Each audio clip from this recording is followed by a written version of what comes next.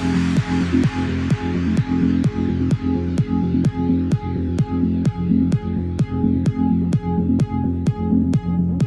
الله الرحمن الرحيم. إن شاء الله احنا هنبدأ مع بعض كده إن احنا ننزل سلسلة من الفيديوهات.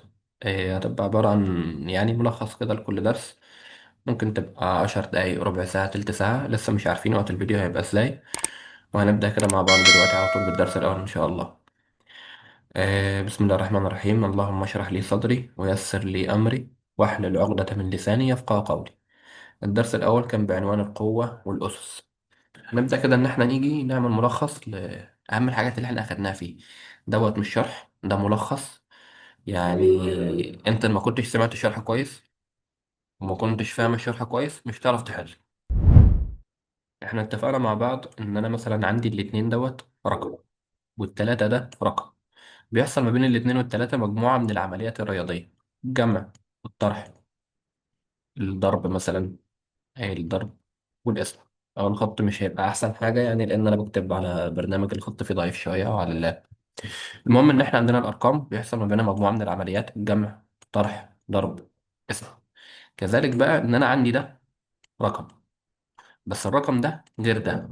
ده بينطق 2 أس 3 أو 2 لكل أس 3، بحيث إن الاتنين اللي تحت دي كده اسمها الأساس، وده متفقين عليه. والتلاتة اللي فوق ديت اسمها الأس. تاني، الرقم ده بينطق إيه؟ 2 أس 3 أو 2 لكل أس 3. الحاجة اللي تحت ديت لو مثلا دوت بيت مكون من دورين، الدور الأول ده اللي هو الدور الأرضي ده اللي هو الأساس، والدور العلوي اللي هو الدور الأول دوت مثلا أو الدور التاني ده اللي هو الأس. يعني مثلا ده 3 أس 4. ده بينطق إيه اللي أنا لسه قايله؟ 3 لكل أس 4. فين الأساس؟ الأساس هو التلاتة، ده الأساس. طيب فين الأس؟ الأس اللي هو اللي فوق ده اللي هو الأربعة. متفقين؟ متفقين. تمام. آه ده رقم لو كتبنا مثلا جنبه رقم تاني، يعني مثلا 2 أس 3، وادي هنا كده 2 لكل أس 4.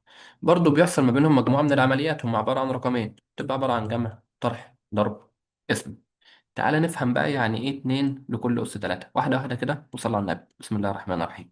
2 أس 3 ديت معناها إن الاتنين ديت اتضربت في نفسها عدد من المرات. طيب كم مرة يا عم؟ والله هي مضروبة في نفسها 3 مرات.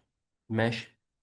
لا مش فاهم اشمعنى 3 مرات. بص يا عم، دي معناها ان انا عندي الاتنين مضروبه في نفسها عدد من المرات بيساوي رقم الاس. طب الاس هنا كده بكام؟ بتلاتة. خلاص يبقى الاتنين هتتضرب في نفسها 3 مرات. مش واصله، او مش فاكر، او مش فاهم. يعني لو انا جيت دلوقتي قلت لك 3 اس 2، ديت معناها ان التلاتة دي اتضربت في نفسها عدد من المرات. طب كم مرة؟ عدد من المرات بيساوي رقم الأس. طب الأس عندي بكام؟ الأس عندي باتنين، يبقى هي اتضربت في نفسها مرتين. يعني بدأت توصل. طب 3 أس 3 معناها إن التلاتة اتضربت في نفسها عدد من المرات. كم مرة؟ بيساوي رقم الأس. طب الأس 3، يبقى هي اتضربت في نفسها 3 مرات، يعني 3 في 3 في 3. أيا كان الرقم دي تطلع ب 27 مثلا، أيا كان يعني. يعني مثلا 8 أس 4 معناها إن التمانية اتضربت في نفسها عدد من المرات. كم مرة؟ عدد من المرات بيساوي رقم الأس. طب الأس بكام؟ ب4، يبقى 8 في 8 في 8 في 8 مضروبة في نفسها 4 مرات اللي هو رقم الأس. تمام؟ تمام. ماشي. اتفقنا مع بعض ان انا لو بعمل العمليات، مثلا لو عندي عملية الضرب 8 مثلا أس 2، ديت 2، هي الاتنين ديت يعني ايه؟ لا انا همسحها ونكتب يا عم 2. حلو، بسم الله. 8 أس 2 في 8 أس 3. هو أهم عمليتين عندي هما الضرب والقسم. 8 أس 2 في 8 أس 3، قال لك صلى على النبي عليه الصلاة والسلام. ديت ان انا ممكن ان انا اجي وافكها عادي خالص. طب ازاي تفكها عادي؟ ال 8 اس 2 دي معناها ان ال 8 اتضربت في نفسها مرتين، صح؟ يبقى 8 في 8 في 8 اس 3 ديت معناها ان ال 8 اتضربت في نفسها 3 مرات، اصبحت 8 في 8 في 8. طيب ما تركز كده، اصبحت ان ال 8 ديت متكررة كم مرة؟ 1 2 3 4 5. يعني انا ممكن ان انا اكتبها كده 8 اس 5. ايه ده؟ مش فاهم. صلى على النبي، انا ما عملتش حاجه خالص. انت قلت لي 8 اس 2 يعني ال 8 اتضربت في نفسها مرتين، اهي دي الفكه بتاعتها. طب وال 8 اس 3 يعني 8 اتضربت في نفسها 3 مرات، اهي دي الفكه بتاعتها. طب ده معناه ايه؟ معناه ان التمانية اهي اهي، واحد اتنين تلاتة أربعة خمسة، مالها؟ مضروبة في نفسها 5 مرات. يعني أنا ممكن أقول تمانية أس خمسة، لأن تمانية أس خمسة يعني التمانية مضروبة في نفسها 5 مرات. يعني ده بيساوي ده بيساوي ده، ماشي. يعني أنا متفق، يعني إحنا متفقين مع بعض إن الناتج هو عبارة عن 8 أس 5. عملناها إزاي؟ إن إحنا فكينا، وبعد ما فكينا رحنا جينا جمعناهم تاني، ماشي. طب هل ليها طريقة تانية؟ قال لك قال لك في حالة إن الأساس بيساوي الأساس، فبتنزل الأساس زي ما هو. الأساس هنا بكام؟ ب8. طب والأساس هنا بكام؟ ب8. رحت بتعمل إيه؟ بتنزل الأساس زي ما هو.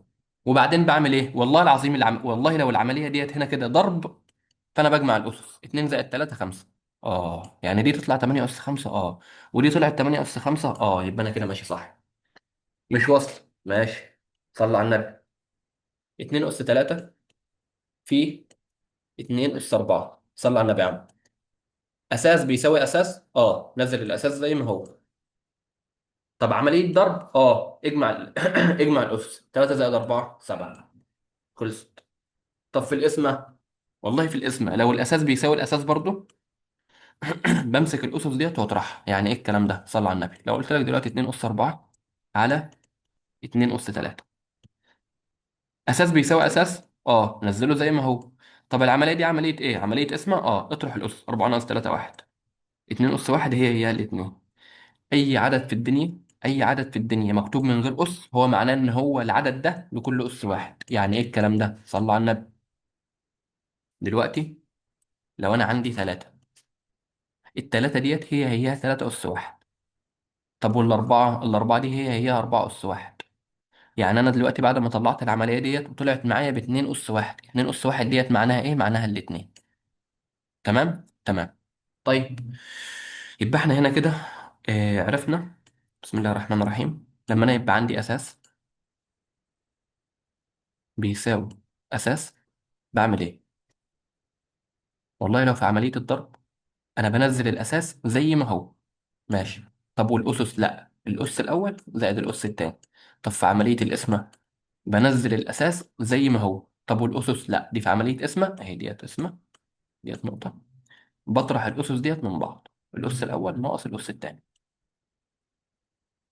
تمام تمام. يعني دلوقتي لو انا عندي اهوت رقم اس رقم مضروب فيه رقم اس رقم، يبقى الناتج الاساس ده هو الاساس ده، يبقى بنزل الاساس زي ما هو. طب دي عمليه ضرب، بجمع الاسس دي، يبقى الاس الاول زائد الاس الثاني. ده الاس الاول وده الاس الثاني. طيب لو كانت العمليه دي اسمها عندي رقم اس رقم مقسوم على رقم اس رقم، الاساس الاول هو الاساس الثاني، بنزل الاساس زي ما هو. طب والاسس؟ لا، بطرح الاس الاول ناقص الاس الثاني، بس خلاص. تمام، ماشي. الكلام دوت يعني انا ما استفدتش فيه برضه قد كده، لان احنا اخدناه مره واتنين يعني في الشرح. دلوقتي بقى لو انا مش عندي الاساس هو الاساس، بس عندي الاس هو الاس، بعمل ايه؟ يعني ايه الكلام ده؟ صلى على النبي. احنا في المساله اللي فاتت مثلا كنا اخدنا 2 اس 3 مضروبه في 2 اس 4. كنا بنقول والله يا غالي 2 2 اس 3 في 2 اس 4 ده اساس، نفس الاساس بتنزل الاساس زي ما هو. وديت في حاله الضرب بجمع الاسس تبقى هتطلع 2 اس 7. طيب لو انا بقى رحت عملت لك كده وقلت لك 2 أس 3 في 3 أس 3، آه إيه الفرق بقى ما بين دي ودي؟ والله دي كانوا نفس الأساس. طب هل دي نفس الأساس؟ لا، ده دي أساسها 2 ودي أساسها 3. ما دام الأساس ما لا يساوي الأساس أروح أبص على الأس على طول. هل الأس بيساوي الأس؟ والله الأس ديت 3. طب ما هو الأس ده ب3، أروح أنزل الأس زي ما هو وفي خانة الأس. يبقى ما دام الأس بيساوي الأس بنزل الأس زي ما هو في خانة الأس. طب في حالة الضرب بضرب الأساسات. يعني إيه الكلام ده؟ يعني أقول له 2 في 3 ب6؟ لا لا لا لا، مش فاهم. صلى على النبي. 3 أس 4 في 4 أس 4. بص يا غالي، أساس بيساوي أساس؟ لا، ده الأساس ده 3 وده 4. طب أس بيساوي أس؟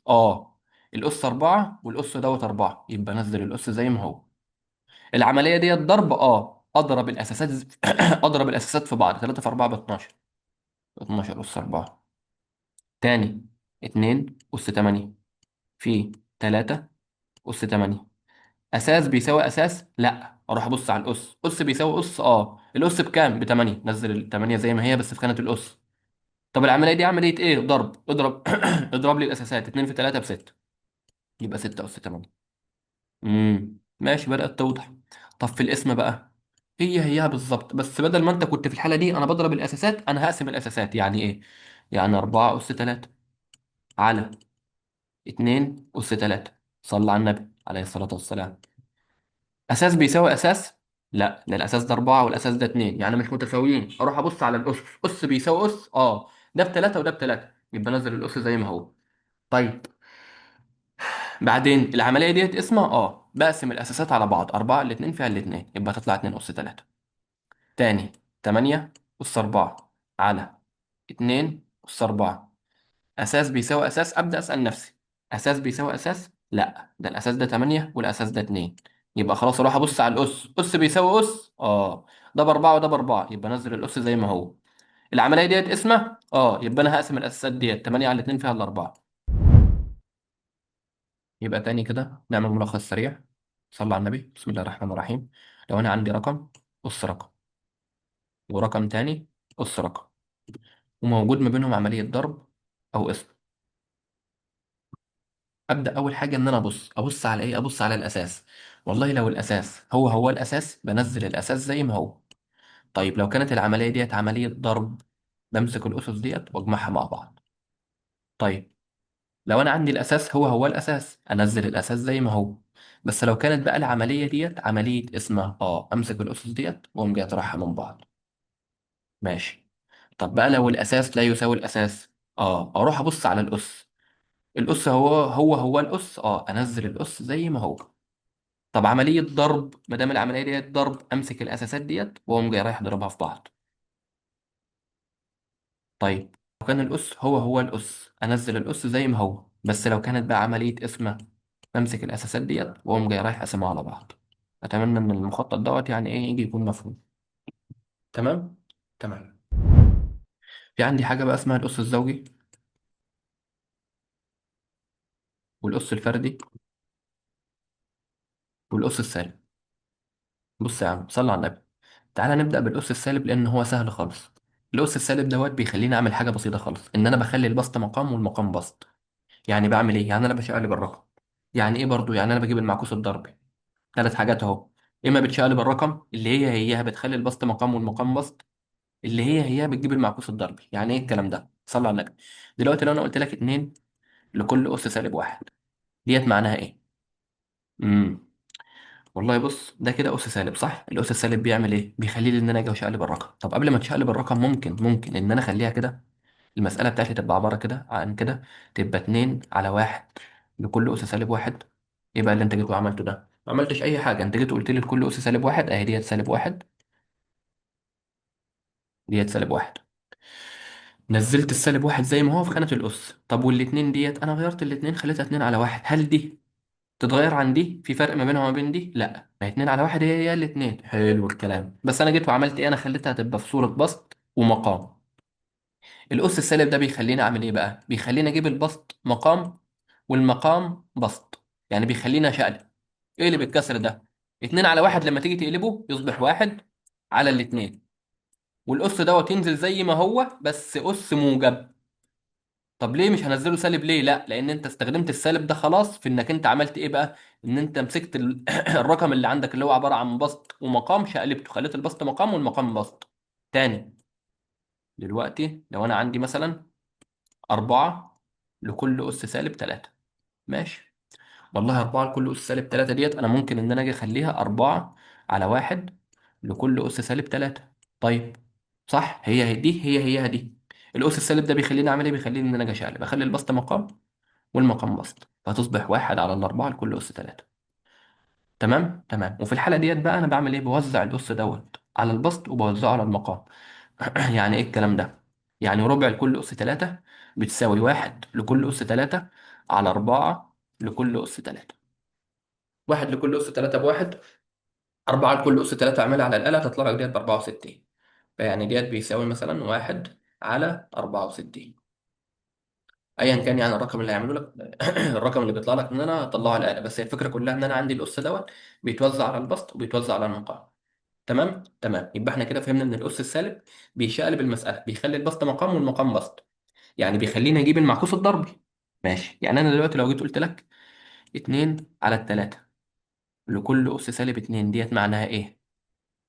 ديت صوره بسط ومقام جاهزه، خلاص شقلبها لي، شقلب لي البسط والمقام، اعكسهم لي، خلي لي البسط مقام والمقام بسط. يعني ديت هتبقى 3 على الاثنين، والاس ده هينزل زي ما هو، بس بدل ما هو سالب هيبقى موجب، وتصبح 3 على الاثنين لكل اس 2. بعدين الاس ده بيتوزع على البسط وبيتوزع على المقام، فتصبح 3 اس 2 على 2 لكل اس 2. 3 اس 2 ب 9، 2 اس 2 ب 4، فتصبح 9، 9 على الأربعة، 9 على الأربعة.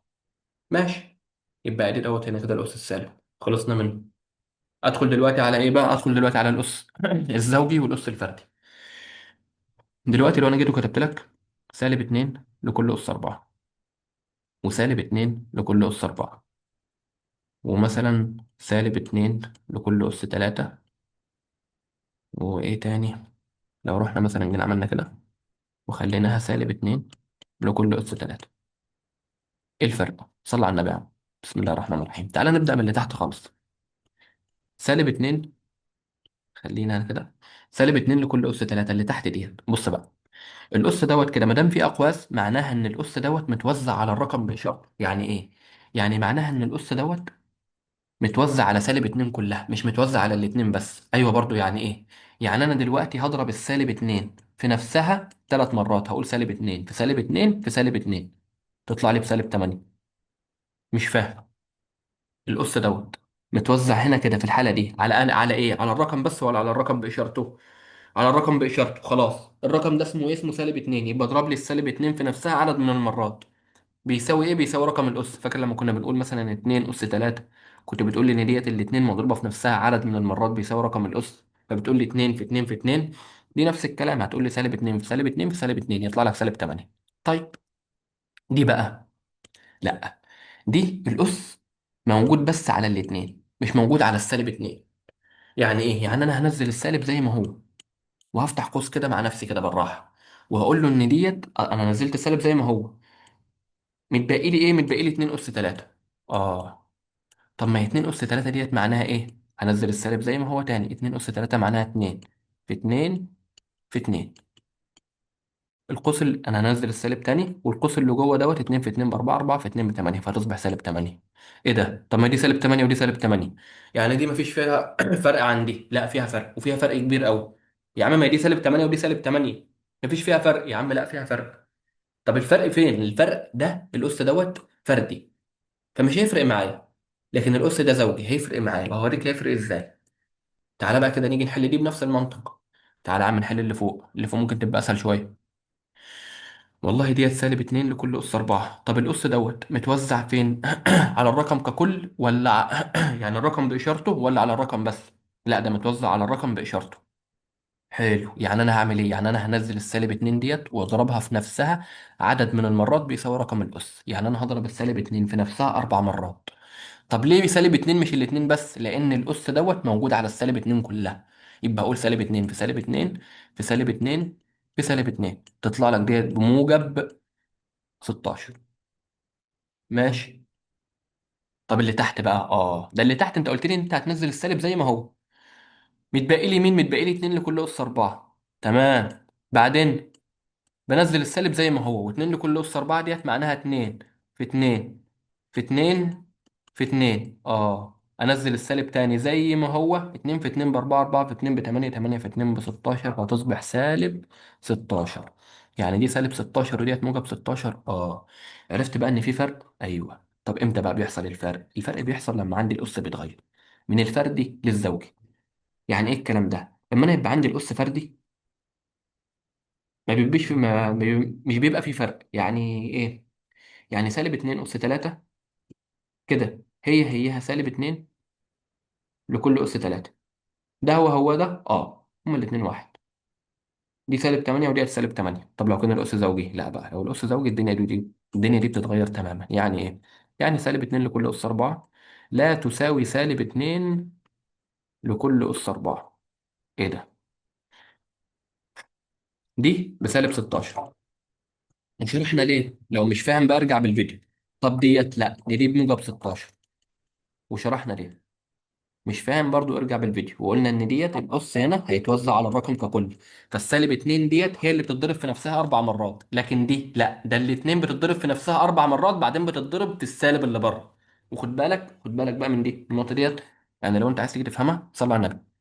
سالب 2 لكل أس 4 ديت معناها بص بقى، سالب 1 في 2 لكل أس 4. ايه يا عم الكلام اللي انت بتقوله ده؟ صلي على النبي.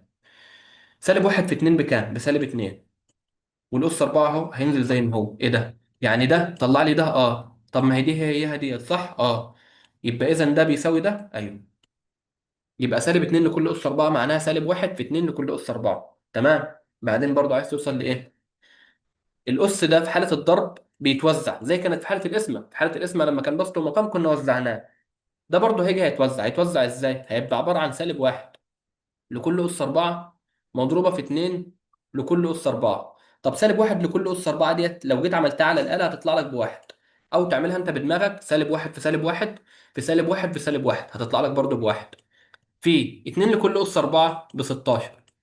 1 في 16 ب 16.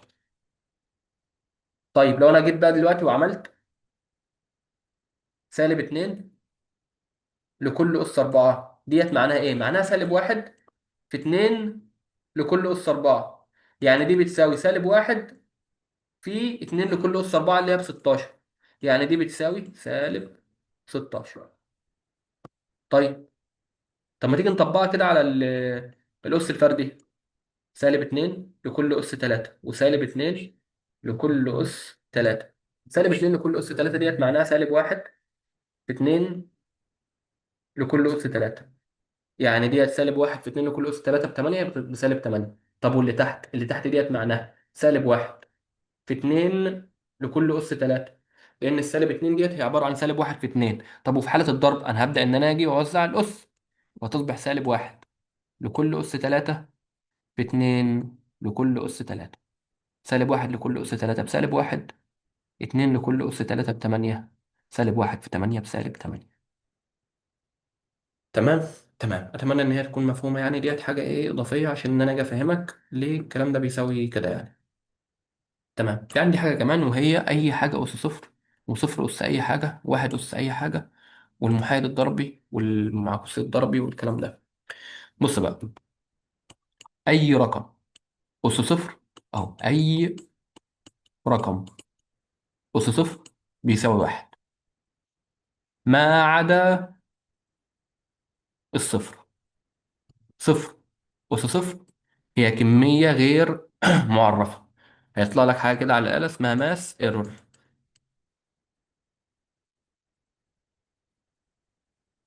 تمام. طيب، وواحد أس أي رقم في الدنيا، أي رقم بواحد. واحد أس صفر برضه بواحد. واحد أس سالب مليون بواحد. واحد أس موجب مليون بواحد. تمام. تمام. في بقى حاجة كمان، وهي هيجي يختبرك مثلا في حاجة، يقول لك هات لي مثلا المعكوس الضربي والمعكوس الجمعي لأي رقم في الدنيا. بص يا عم صل على النبي.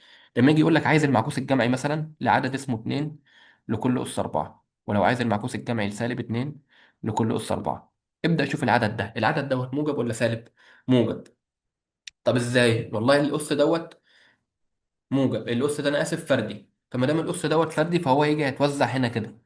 طيب العدد ده اللي جوه ده إيه؟ ده موجب صح؟ 2 أس 4 ديت هتطلع موجب 16. المعكوس الجمعي بتاعه المعكوس الجمعي متفقين إن أنا بغير الإشارة فهتطلع سالب 16، يعني سالب 2 لكل أس 4. احنا فاضل لنا بس كده المعكوس الجمعي والمعكوس الضربي، فتعالى كده ناخدهم واحدة واحدة وبالراحة. صلى على النبي. المعكوس الجمعي، لو هنيجي دلوقتي ونتكلم عن المعكوس الجمعي، المعكوس الجمعي معناه ان انا لو عندي عدد انا بجيب سالب العدد دوت. يعني ايه الكلام ده؟ يعني انا عشان اجيب المعكوس الجمعي لاي عدد في الدنيا بضربه في سالب واحد. حتى لو العدد ده سالب، حتى لو العدد ده سالب. لا مش فاهم، صلى على النبي يا عم.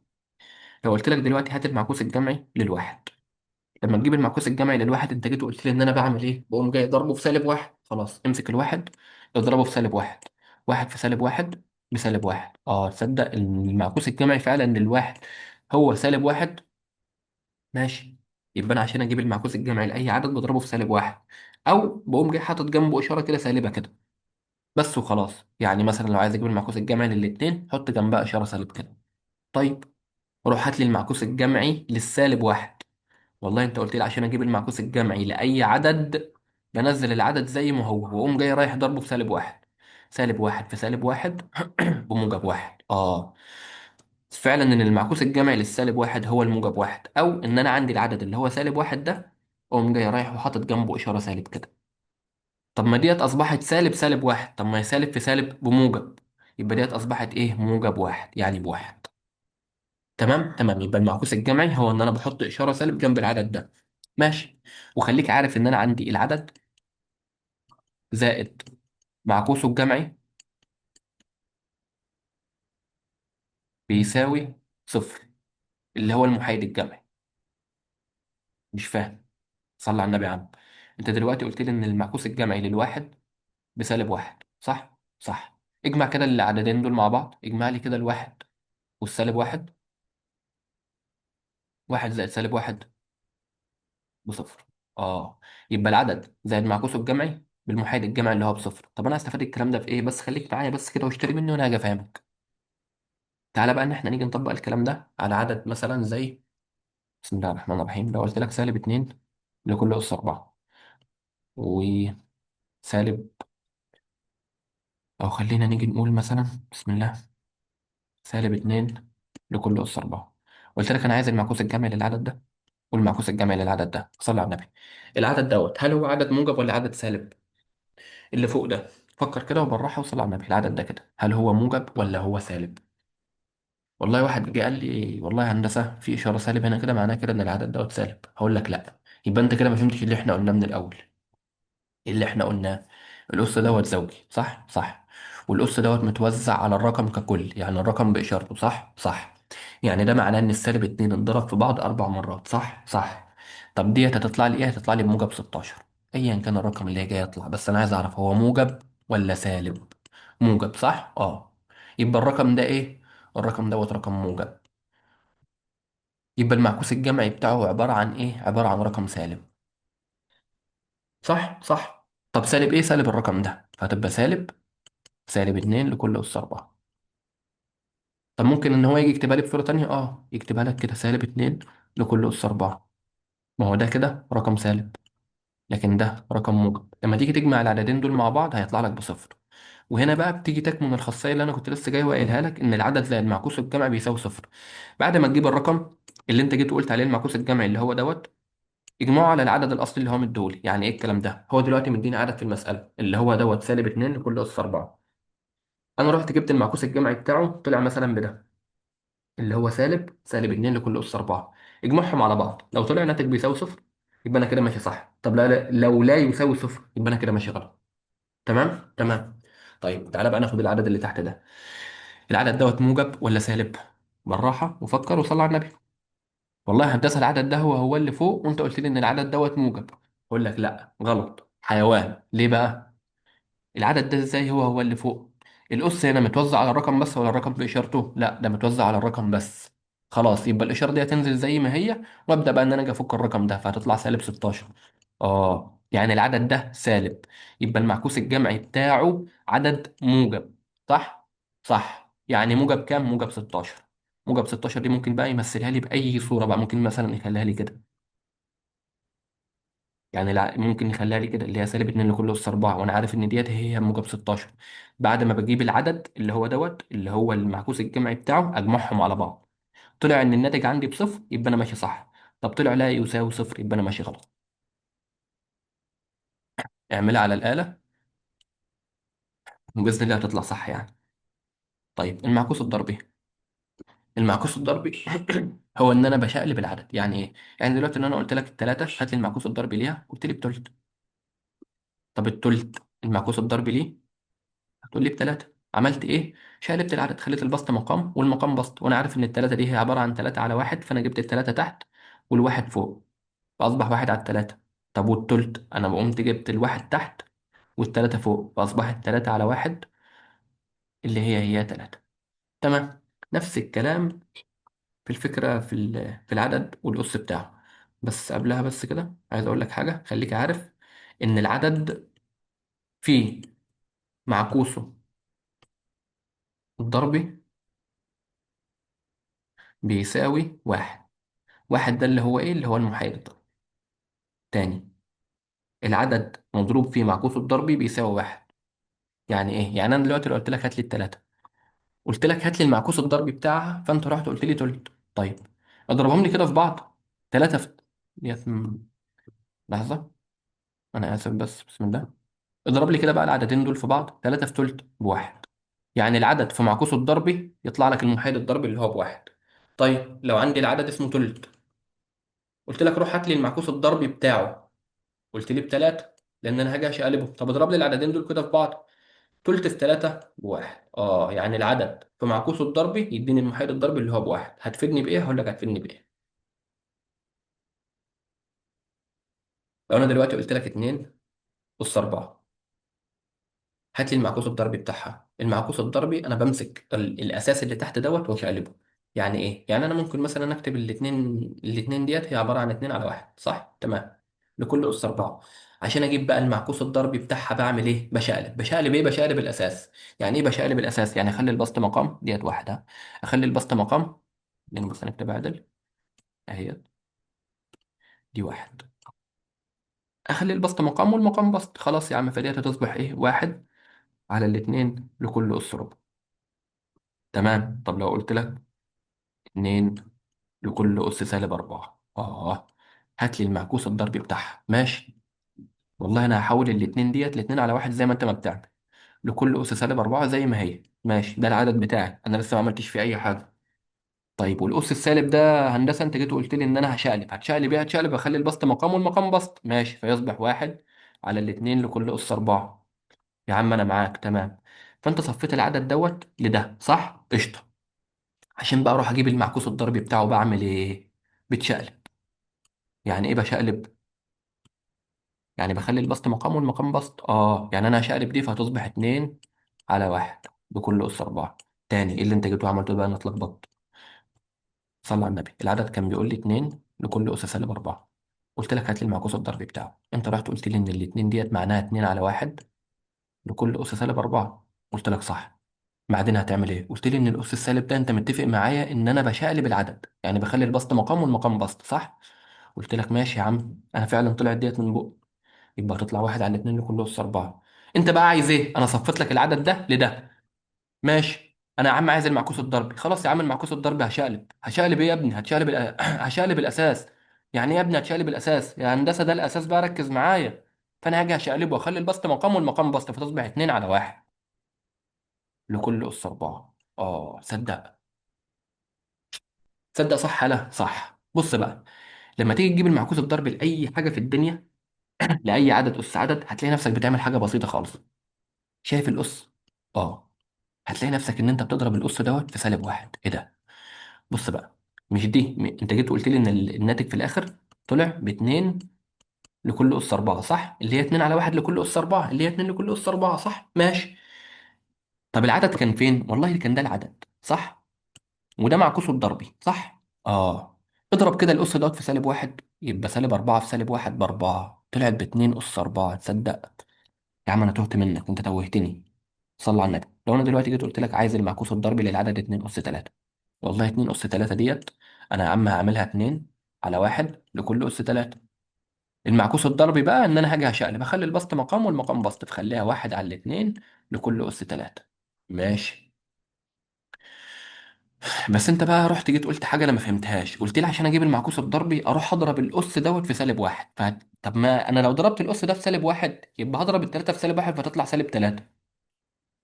إيه بقى علاقة ده بده؟ لا لا لا لا، ركز. مش 2 أس سالب 3 ديت هي هياها إن أنا أقول لك مثلا 2 على واحد لكل أس سالب 3. ماشي يا عم، ديت أنا فاهمها. طب وأنت قلت لي إن الأس السالب ده بيشقلب، فبخليه واحد على الاتنين لكل أس 3. آه يعني دي هي هياها دي. طب ما هي دي هي هياها دي. تصدق، يبقى أنا بدل ما أقعد بقى شقلب وأعمل ومش عارف إيه والكلام ده، أمسك الأس بتاعي على طول وأقوم جاي ضربه في سالب واحد. فيصبح الرقم ده على طول. عايز بقى اجي اتاكد، عايز اجي اتاكد، اقوم جاي رايح ضرب الرقمين دول في بعض. طب بعد ما اضربهم في بعض، والله لو طلع الناتج بواحد يبقى انا ماشي صح. طب لو طلع الناتج مش بواحد، لا يبقى انا ماشي غلط. مش فاهم. دلوقتي انت قلت لي ان 2 لكل اس 3، المعكوس الضربي بتاعها هو عباره عن 2 لكل اس سالب 3. صح صح. اضرب لي بقى كده الرقمين دول في بعض. فاكر الضرب؟ اساس بيساوي اساس، بنزل الاساس زي ما هو. وفي حاله الضرب بجمع الاسس. 3 زائد سالب 3 يبقى صفر. 2 اس صفر. اعملها على الاله. تعملها على الاله ليه يا ابني؟ ما اي حاجه اس صفر بكام؟ بواحد. يبقى بواحد. صدق رقمين اتضربوا في بعض. انت قلت لي لو ضربت الرقمين دول في بعض العدد مضروب في معكوسه الضربي طلع بواحد، يبقى انا كده ماشي صح. ماشي. خد بالك بقى، صل على النبي. لما يجي يقول لك هات معكوس، تبص كويس. عايز معكوس ضربي ولا معكوس جمعي؟ لو معكوس ضربي، لو انا العدد عندي دوت موجب، يبقى لازم معكوسه الضربي، معكوسه الضربي وركز في الكلمه، يبقى موجب. لو انا عندي العدد دوت سالب، يبقى لازم معكوسه الضربي يبقى سالب. طب لو انا عندي العدد دوت لو العدد دوت اللهم صل على حضرة النبي، عايز معكوسه الجمعي. لو عايز معكوسه الجمعي، لو انا عندي العدد دوت موجب، يبقى لازم معكوسه الجمعي يبقى سالب. طب لو انا عندي العدد ده سالب، يبقى لازم معكوسه الجمعي يبقى موجب. عشان لما تيجي تجمعهم مع بعض يطلع الناتج بصفر. موجب زائد سالب، موجب الرقم زائد سالب الرقم، يعني واحد زائد سالب واحد بصفر. طب لو كان العدد عندي اصلا سالب واحد، اللي هو لو كان عندي الرقم دوت سالب، يبقى لازم معكوسه الجمعي يبقى موجب اللي هو واحد. لما اجي اجمعهم مع بعض يطلع لي الناتج بصفر. يبقى تاني بس كده عشان ما تتوهش، ان انا لما يبقى عندي العدد دوت اروح اشوف هو عايز معكوسه ايه الضربي. والله لو العدد ده موجب يبقى لازم معكوسه الضربي موجب. طب لو العدد ده سالب يبقى لازم معكوسه الضربي يبقى سالب. طب ليه الكلام ده؟ مش انا قلت لك ان العدد في معكوسه الضربي لازم يديني واحد؟ العدد دوت موجب والعدد ده موجب، موجب في موجب بموجب. طب العدد دوت سالب، يبقى معكوسه الضربي سالب، سالب في سالب برضه بموجب. موجب كام؟ ديت موجب واحد وديت موجب واحد. ماشي، اتمنى تكون فهمتها يعني. اخر حاجه بقى نيجي نتكلم عليها. انا عارف ان انا طولت، بس الدرس دوت يعني ايه تقيل شويه، وفي حاجات كتير انتم يعني ايه اول مره تاخدوها. فانا عارف ان انا طولت يعني. بسم الله الرحمن الرحيم. لو انا دلوقتي قلت لك 8 امثال العدد 2 اس 3، هتعمل ايه؟ والله بص، 8 امثال ديت لو انا قلت لك مثلا ضعف، ضعف ديت معناها ان انا بمسك العدد اللي هو موجود واضربه في 2. طيب 4 امثال، يبقى انا بمسك العدد واضربه في 4. يعني 4 امثال العدد واي، هتقول لي 4 واي. 5 امثال العدد واي، هتقول لي 5 واي. 8 امثال العدد دوت، يبقى انا همسك العدد ده اللي هو اسمه 2 اس 3 واقوم جاي رايح ضربه في 8. صح؟ صح. هتلاقي في الاختيارات مثلا موجود لك 2 اس 5، 2 اس 6، 2 اس 7، 2 اس 4 مثلا يعني. هتختار انهي واحدة فيهم بقى؟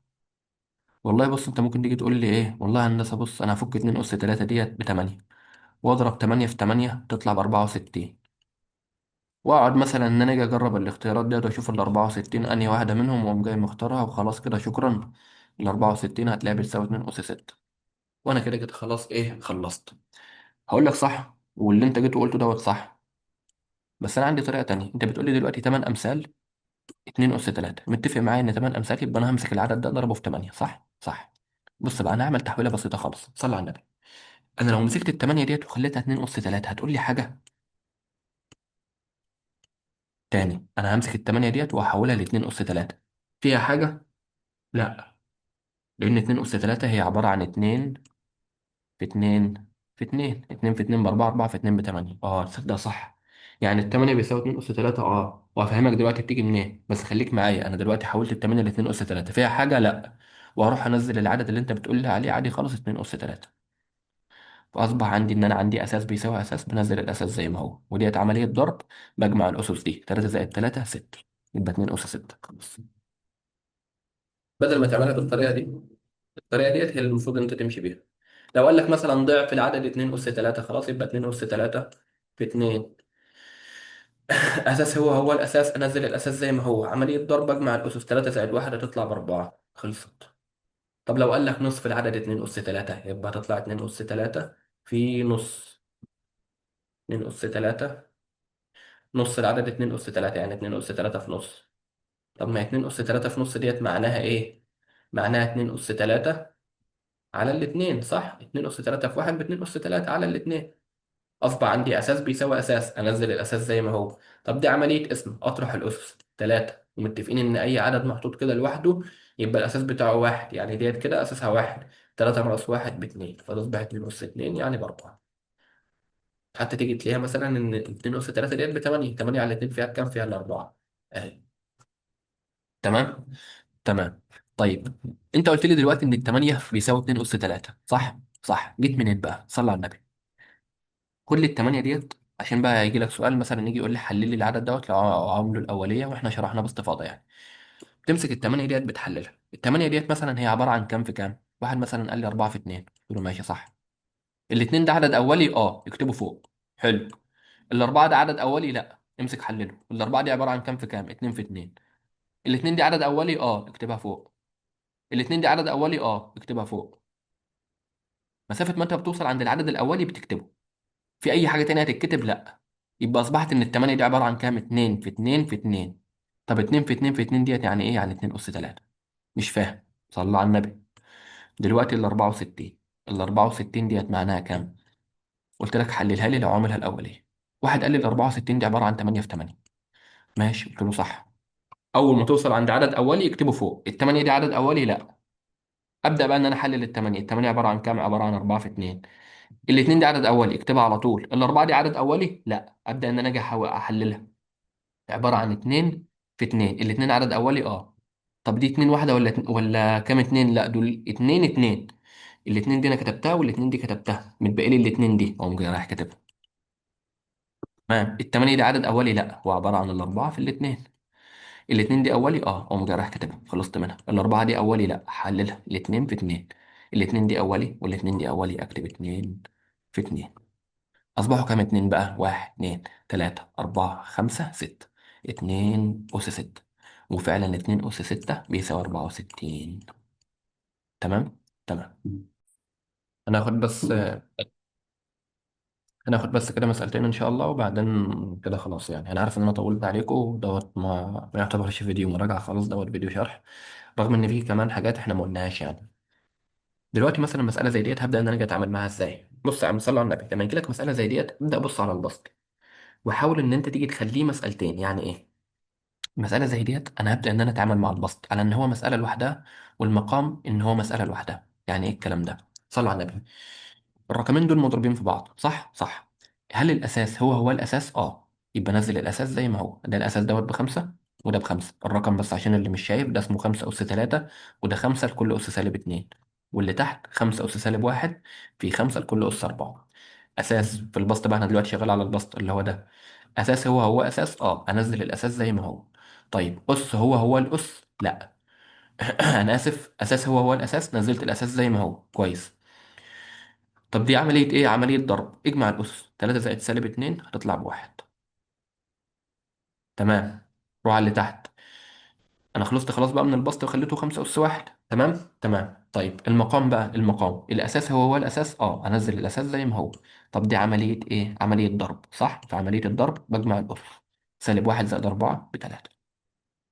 تاني، إيه اللي انا جيت وعملته؟ اتعاملت مع المساله ديت ان هي جزئين لوحدهم. خليت البسط مساله والمقام مساله. البسط عباره عن اساس ونفس الاساس. طب ده خمسة وده خمسة، نزلت الخمسة زي ما هي. طب الاسس ده تلاتة ودوت سالب اتنين. العمليه ديت عمليه جمع، عمليه ضرب، يبقى بجمع الاسس. تلاتة زائد سالب اتنين بواحد. المقام عباره عن برضه مساله لوحده خالص. اساس هو الاساس، نزلت الاساس زي ما هو. عمليه ضرب، رحت جيت جمعت الاسس. سالب واحد زائد أربعة تطلع بتلاتة. أصبحت 5 أس واحد على 5 أس تلاتة. ماشي يا عم. أساس هو الأساس، أنزل الأساس زي ما هو. عملية اسمه بقوم جاي بعمل إيه؟ بمسك الأسس دي وأطرحها من بعض. واحد ناقص تلاتة بسالب اتنين. أصبحت 5 أس سالب اتنين. يعني إيه؟ يعني 5 على واحد لكل أس سالب اتنين. يعني إيه؟ يعني واحد على الخمسة لكل أس اتنين. يعني إيه برضه؟ يعني واحد لكل أس اتنين بواحد، على خمسة لكل أس اتنين ب25. انا مسكت المساله دي اعتبرتها مساله لوحدها، والمساله دي اعتبرتها مساله لوحدها. اساس بيساوي الاساس، نزلت الاساس زي ما هو، عمليه ضرب، جمعت الاسس، خلصت من البسط. المقام اساس بيساوي الاساس، نزلت الاساس زي ما هو، عمليه ضرب، جمعت الاسس، خلصت من المقام. اصبح عندي رقمين مقسومين على بعض، اساس هو الاساس، نزلت الاساس زي ما هو، عمليه قسمه، رحت طرحت الاسس، 1 ناقص 3 بسالب 2. رقم اس سالب رقم، بمسك السالب دوت هنا كده واخليه ان هو يشقلب لي البسط مقام والمقام بسط. الخمسه هي عباره عن 5 على 1، السالب ده هيشقلبها لي يخلي لي البسط مقام والمقام بسط، فتصبح 1 على 5 لكل اس 2. بعدين الاس ده بيبدا ان هو يجي يتوزع، يتوزع هنا ويتوزع هنا، فتصبح 1 أس 2 على 5 أس 2. 1 أس 2 بواحد، 5 أس 2 ب25. بسم الله الرحمن الرحيم. مسألة زي ديت مثلا هبدأ إن أنا أجي وأتعامل معاها إزاي؟ صلى على النبي يا عم.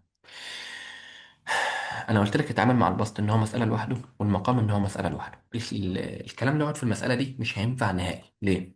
لان انا بتعامل مع البسط ان هو مساله لوحده لما يبقى الاساس بيساوي الاساس، وابدا بقى ان انا اجي ابص على العمليه، لو هي ضرب بجمع الاسس، لو هي قسمه بطرح الاسس، او ان انا اجي ابدا ابص على الاس، لو الاس بيساوي الاس ابدا ان انا اجي اشوف لو العمليه دي ضرب فانا بضرب الاساسات، لو قسمه فانا بقسم الاساسات. هلاقي هنا كده هبص على الاساس، هلاقي ان الاساس دوت بسالب 3 والاساس دوت ب 6، يبقى اساس لا يساوي الاساس. ابدا ان انا ابص على الاس، الاس دوت ب 6 والاس دوت ب 7، يبقى كمان اس لا يساوي الاس. يبقى انا مش هعرف ان انا اشتغل على ديت ان هي مساله لوحدها. اروح على المقام برضو نفس الكلام، دوت 6 ودوت سالب 3 وده 5 وده 3، يبقى ولا اساس بيساوي اساس ولا اس بيساوي اس. هبدا بقى ان انا اعمل ايه؟ صلى على النبي. لو انا رحت دلوقتي وكتبت المساله ديت وكتبتها كده، سالب 3 لكل اس 6 على سالب 3 لكل اس 3 في، وادي ديت في 6 لكل اس 7 على 6 لكل اس 5 بيساوي ديت 6 وديت 7. هل المسألة دي هي ديت؟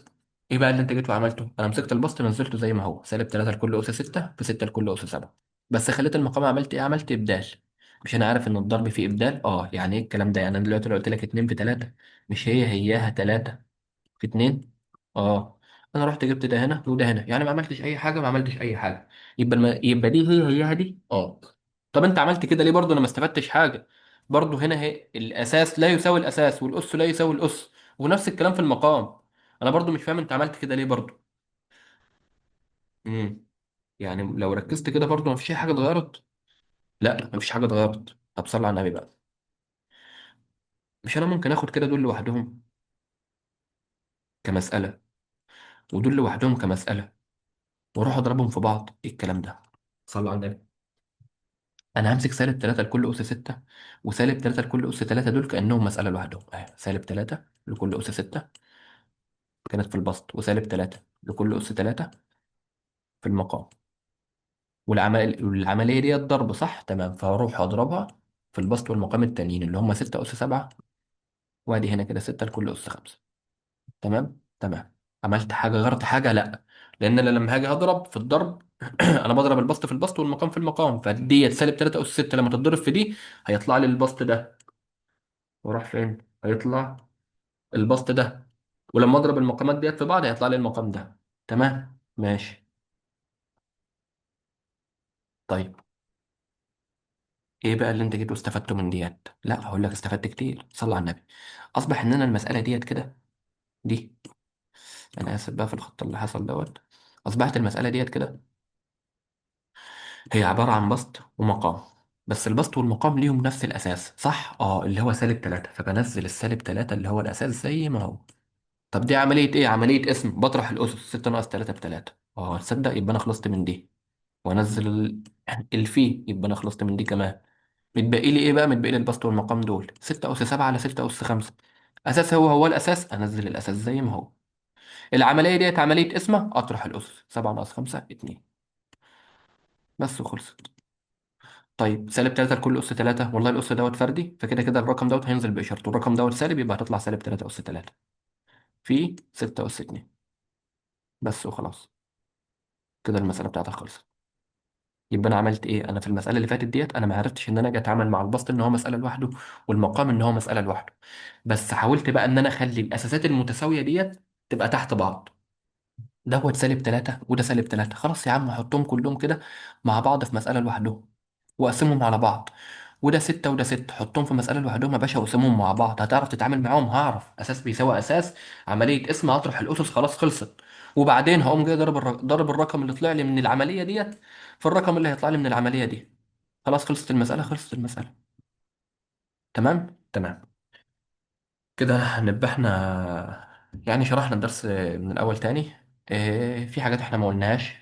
ليه مثلا أي حاجة أس صفر بيساوي واحد، وليه صفر أس صفر ديت عملية ايرور، هتديك ايرور مثلا في الرياضة.